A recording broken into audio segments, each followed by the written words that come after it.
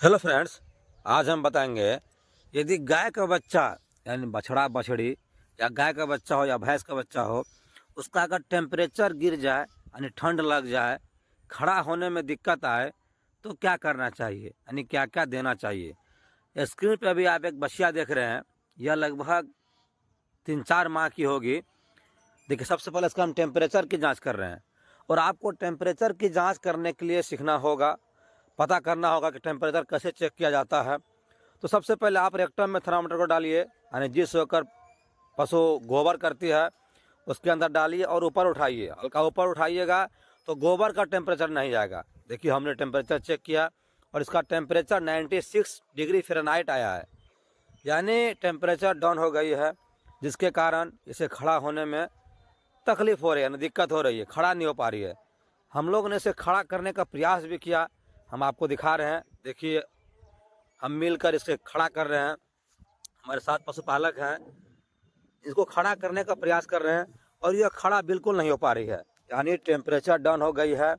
तो temperature down होने के बाद आप आकलन ये कीजिए कि इसे क्या क्या हो सकती है। टेम्परेचर अगर डाउन हो जाए, जिस तरह इंसान का बीपी लो हो जाता है, कुछ खाने का मन नहीं करता है, चक्कर आती है, उसी तरह पशु में भी होती है। तो एक हिसाब से आप कह सकते हैं इसका बीपी लो हो गया, यानी बीपी की कमी हो गई है। तो शरीर में हर एक चीज़ की कमी हो जाती है टेम्परेचर डाउन होने के बाद, जैसे कि कैल्शियम की कमी हो जाती है, फास्फोरस की कमी हो जाती है, मैग्नीशियम की कमी हो जाती है। तो हर एक चीज़ की कमी हो जाती है। तो उस चीज़ को पूरा करने के लिए से आप क्या क्या दे सकते हैं। देखिए, हम कुछ इंजेक्शन का प्रयोग किए हैं। देखिए, पहला इंजेक्शन हम जीट और टोनोफास्फेन मिलाकर लगाए हैं, यानी 5 ml लगाए हैं, वो भी इंट्रामस्कुलर लगाए हैं। आप देखिए इंट्रामस्कुलर कहाँ लगती है, आप ये भी आकलन कीजिए।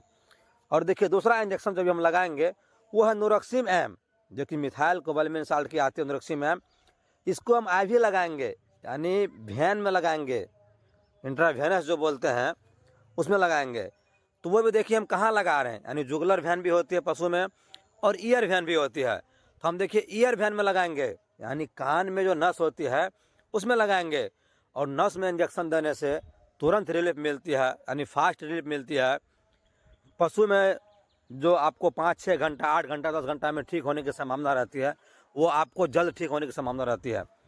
तो आपको नर्वाइकल डिजीज़ में पता करना होगा कि कौन कौन से नर्वाइकल डिजीज़ है, जिसमें आपको नस में अगर इंजेक्शन लगाइएगा, इंट्रावेनस लगाइएगा तो जल्दी राहत मिलेगी। देखिए, हम इंट्रावेनस लगा रहे हैं और आप ये भी देखिए एक बार में नस में जाना चाहिए। अगर पशु के साथ छेड़खानी कीजिएगा, बार बार नस में इंजेक्शन लगाइएगा, तो सबसे पहले पशुपालक गुस्साएंगे आप पे।